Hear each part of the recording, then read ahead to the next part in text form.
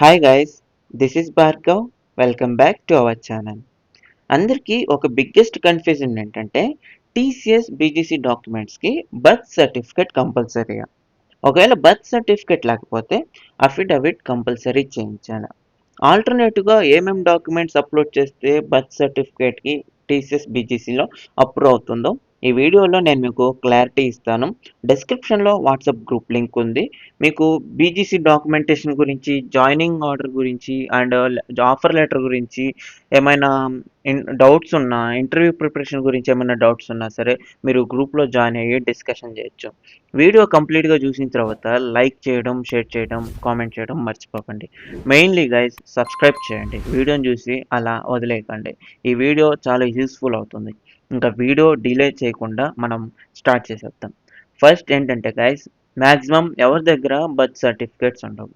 So ఇప్పుడు ఏంటంటే హరీబరిగా birth certificate కోసం అప్లై చేయడానికి టెన్షన్ పడుతూ ఉంటారు. సో ఒకవేళ జాయినింగ్ ఫాస్ట్గా వచ్చేస్తుందేమో, ఇప్పుడు ఒకవేళ బర్త్ సర్టిఫికేట్ లేకపోతే ఏం చేయాలబ్బా అని చాలామంది డౌట్స్ ఉంటాయి.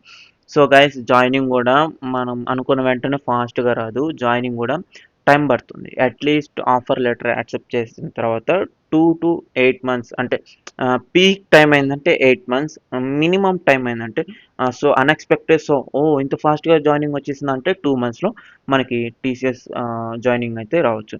ఓకేనా.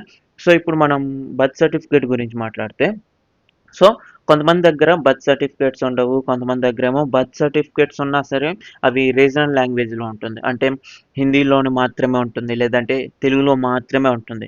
సో ఇలా బర్త్ సర్టిఫికేట్ తెలుగులోనే ఉంటే మాత్రం, తెలుగులో లేదా రీజనల్ లాంగ్వేజెస్లో ఉంటే మాత్రం సో ఇవి అప్రూవ్ చేయరు. ఓకేనా. సో వీటిని రిజెక్ట్ చేసేస్తారు టీసీఎస్ బ్యాక్గ్రౌండ్ వెరిఫికేషన్లో, బీజీసీ డాక్యుమెంటేషన్లో. అయితే ఎలా? సో గైస్, మీరు ఒకవేళ మీ దగ్గర బర్త్ సర్టిఫికేట్ లేదు అనుకుంటే అండ్ బర్త్ సర్టిఫికేట్ రీజనల్ లాంగ్వేజ్లో ఉంది అనుకుంటే మీరు డైరెక్ట్గా వెళ్ళి బర్త్ అఫిడవిట్కి నోటరీ దగ్గర చేయించాల్సిన అవసరమే లేదు. సో ఇది ఎవరు చేయించాలో కూడా నేను మళ్ళీ చెప్తాను. బర్త్ అఫిడవిట్ ఎవరు చేయించాలి అంటే మళ్ళీ చెప్తా.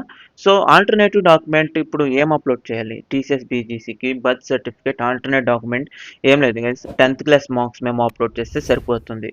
ఓకేనా. 10th క్లాస్ మార్క్స్ మెమోలో మన డేట్ ఆఫ్ బర్త్ ప్రూఫ్ అనేది క్లియర్గా ప్రింట్ అయి ఉంటుంది కాబట్టి మీరు 10th class marks memo upload చేస్తే చాలు. టీసీఎస్కి మెయిన్లీ కావాల్సింది మీ డేట్ ఆఫ్ బర్త్ ప్రూఫ్. ఓకేనా. సో దీనికోసం మీరు అఫిడవిట్కి సపరేట్గా అప్లై చేయాల్సిన అవసరం లేదు.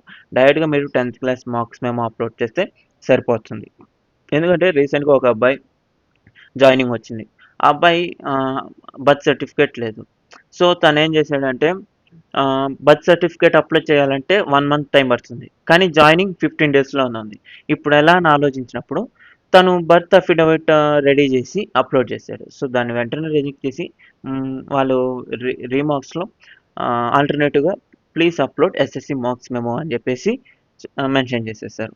సో గైస్, మీకు దగ్గర బర్త్ సర్టిఫికేట్ లేకపోతే టెన్షన్ పడాల్సిన అవసరం అయితే లేదు. సో మీరు ఆల్టర్నేటివ్గా 10th class marks memo upload చేస్తే సరిపోతుంది.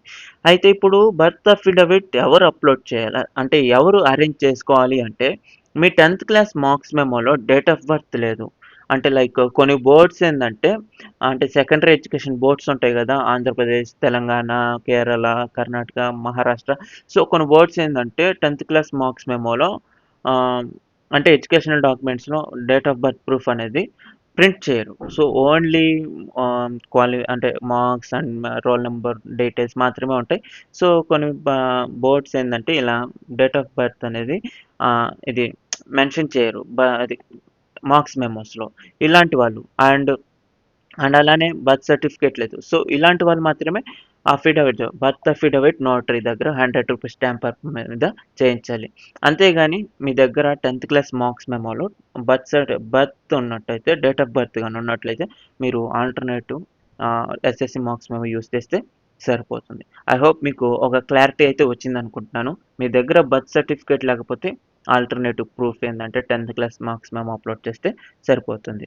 నెక్స్ట్ వీడియోలో నేను మీకు గ్యాప్ అఫిడవిట్ గురించి కూడా చెప్తాను. నెక్స్ట్ వీడియోలో కలుద్దాం. ఐ థింక్ మీకు ఈ వీడియో ఒక క్లారిటీ అయితే వచ్చింది అనుకుంటున్నాను. Thanks for watching. All the best guys.